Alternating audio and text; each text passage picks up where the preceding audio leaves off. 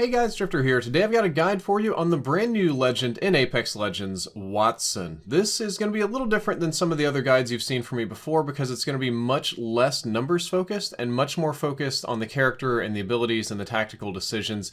You can call it an out depth or an in shallow if you want to, but just instead of focusing on hard numbers, I think abilities is much more appropriate here. It's more of a mini guide of sorts.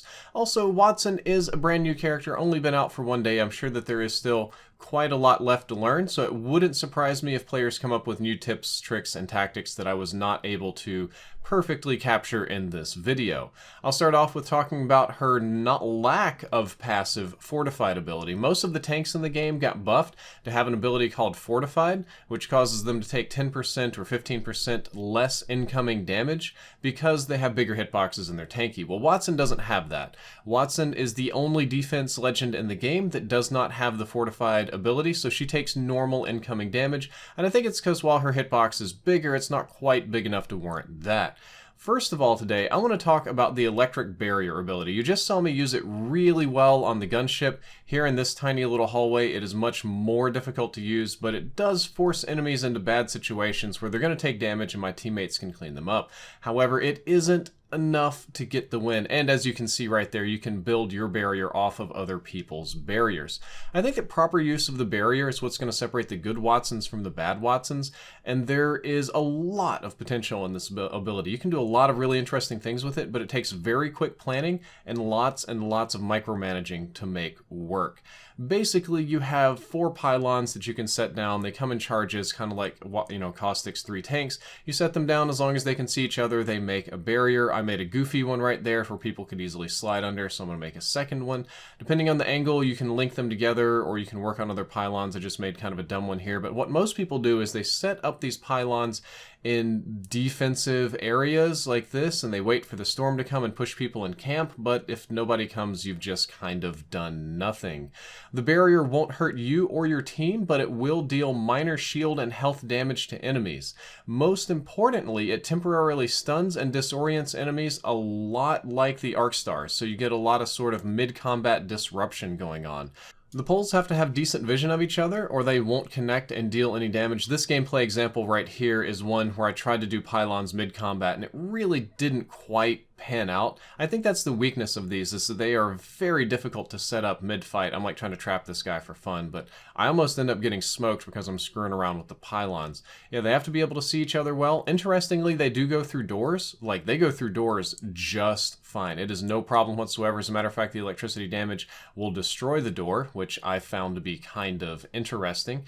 You can also pick up the pylons to restore your charges, just like Caustic's ability, so nothing really surprising there. And most of the time, I see Wattson players putting up barriers at choke points, waiting for people to get trapped, and just kind of camping with them. For me, that gets kind of boring. I don't really like doing that, but sometimes it's necessary, but also sometimes enemies never come, or they just don't want to fight you anywhere near the barrier, so you're not really fighting on your own terms anymore. More common uses are putting them on the side of a door to where they can't be shot easily, but to where they have to open the door and run through them to destroy them. You can put them around zip lines, which is exactly what I'm doing right here. As a warning, these kind of zip lines that are higher up, sometimes players can hop over the pylons. Sometimes it's better to know which direction that the zip line will most likely push the player off of, so you can put the pylons right where they get pushed into so they get zapped by the electric fence. And for the door trick, the best thing you can do is destroy the door so you can shoot them easily, or just throw a few grenades and you'll clean them out, as long as she doesn't have her ultimate there, which of course destroys the grenades.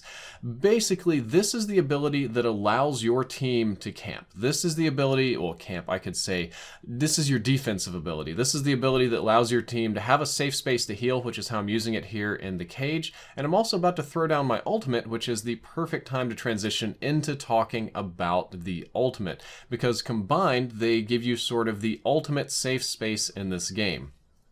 I think that Wattson has an absolutely amazing ultimate. Like, seriously, her ultimate is top tier. It's god tier. It's one of the best ultimates in the game, and you're about to see why very soon in this clip when Gibraltar throws an ultimate at me. The passive ability on this character does tie into her ultimate. She gets a full ult charge off of just one ultimate accelerant, so it's always nice to have one or two in your inventory in case you need to deploy or redeploy your ult or move it. There it is, destroying Gibraltar's ultimate, because it's like a trophy system, but we'll get to that.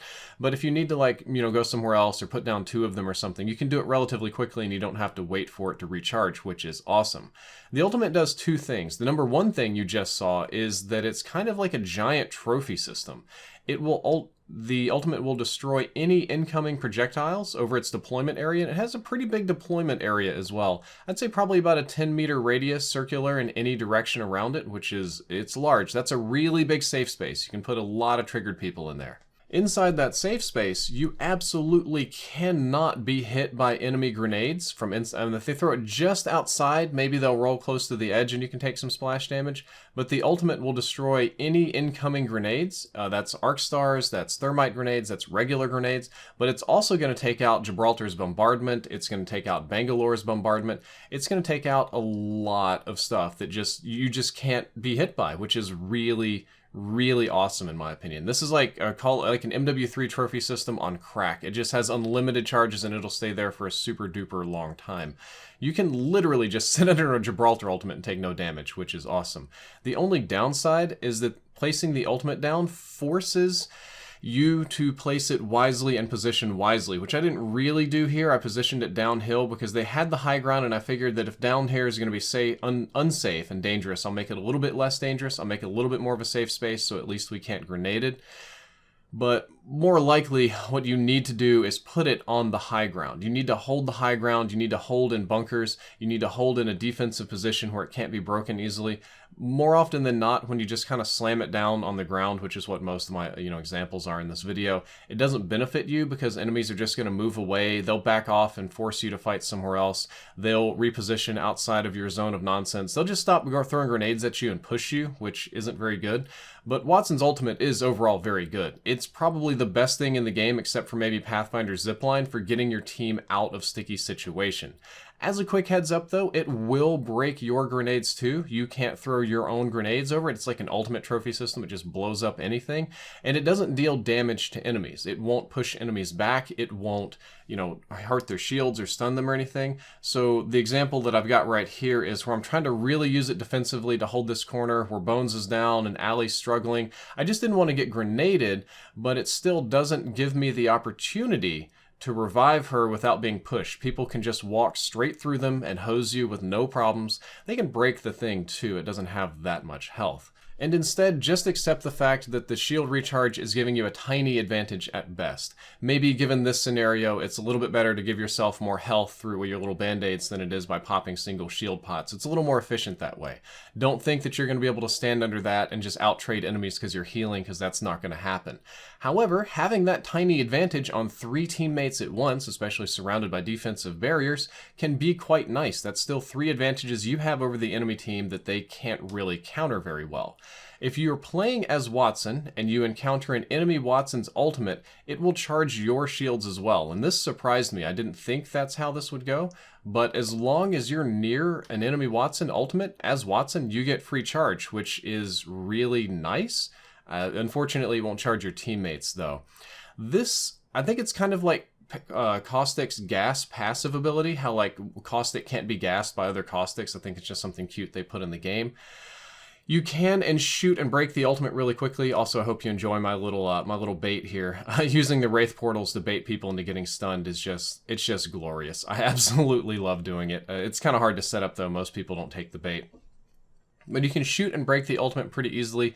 It doesn't have a whole lot of overall health or durability. You can't use it for cover. It's not the lifeline package like I'm using for cover there. It'll just get broken and be useless. So in the future, when you're doing this, just put it somewhere where it can't be shot very easily. Just put it somewhere where it doesn't. Just be a little bit more cautious about it and just protect your ultimate, because that's going to be your baby. Finally, at the end of this episode, I wanted to offer you my thoughts on Wattson. I was initially very negative on her after playing her for quite a lot yesterday and, making my initial videos. And I think that she is not a bad legend now after I've played her for a long time, but I do not think that she is for me. She can be fun to play. She has a lot of fun abilities. The ultimate gives you a very trolly safe space. Those pylons have a lot of potential in the right hands.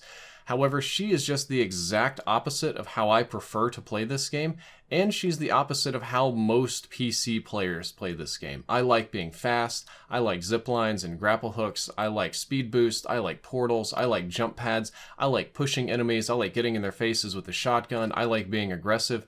I really don't like sitting under Gibraltar's shield, I don't like waiting on people to waddle into my caustic traps, I don't really like a lot of the stuff on the defensive characters, and Wattson is no exception in that regard. I don't like waiting, I don't like holding a hill, I don't like those kinds of strategies, and as such, I do not like Wattson. That's a personal opinion, that's why I'm putting it at the end, it's not a factual one. If you like playing aggressive, you're really not going to have a good time with this character. If I wanted to camp, hold hills, and micromanage walls, I would just go play Fortnite instead of Apex Legends. Therefore, I don't like Wattson, but I have mixed feelings about her. I have mixed feelings about her being in this Battle Royale game as well, because Apex as a Battle Royale game is unique in how much it rewards aggression. Most Battle Royale games are about smart tactical play, holding the hill, protecting the building, that sort of thing, especially when you start getting into competitive. If you look at like PUBG competitive and Fortnite competitive, it's insanely campy. Apex isn't that. Apex is aggressive, pushing, fighting, racking up kills, that kind of thing. Adding Wattson to the mix actually slows down the gameplay. There's less pushing, less fighting, more positional kind of stuff, and it moves Apex Legends back closer toward being a survival game. Now, if I were the developers, I would say, I don't know if this is necessary or not, because, it's kind of good that we have this aggressive game, but maybe it's too aggressive. Maybe all the TTV boys and shrouds out there that are pushing people and just going to town on people are turning off casual players. Maybe Apex has too high of a learning curve. Maybe we need a character to slow it down just a little bit, and I think that's kind of what the developers were thinking. I also think that Wattson's going to fit in really well in the console meta. Console players, by their nature, play more conservative, and I don't even mean that in a bad way, and I don't mean that they literally all camp. Console aiming especially is not as robust as mouse and keyboard aim, and you're not quite as able to pull off the same tricks that a high-skill PC player will, so you have to play smarter. Not only do you have to play smarter, but you have to play more conservatively. That's why Caustic and Gibraltar work way better on console, and I think especially Wattson is going to work way better on console. Console players are going to use these pylons to set them up very, very effectively, to build little traps, and to cheese unsuspecting enemies. It's going to work really, really well. I also think that outside of console, you're not going to see a lot of Wattson in casual matches after she's, finally not new, but you will see a lot of her in the high elo ranked matches. When you're doing like the Diamond and the Apex Predator matches, where it's make or break on getting those placement points, I think you're going to see people play her just for the ultimate, because they want to create a safe space for their team and camp it out when the circle gets tight. Guys, that is all for this video. I hope that you enjoyed it. I hope that you learned something useful. If you did, don't forget to like, favorite, and subscribe. And I'm going to go ahead and just let the last little bit of actual gameplay finish, because these are just the clips that I had. And I'll see you next time for some other guide. Drifter out. Oh, I see him. Okay, this guy's gone. On me. LAV system. Yeah. He dropped. Chasing. Behind you. Behind you. This way.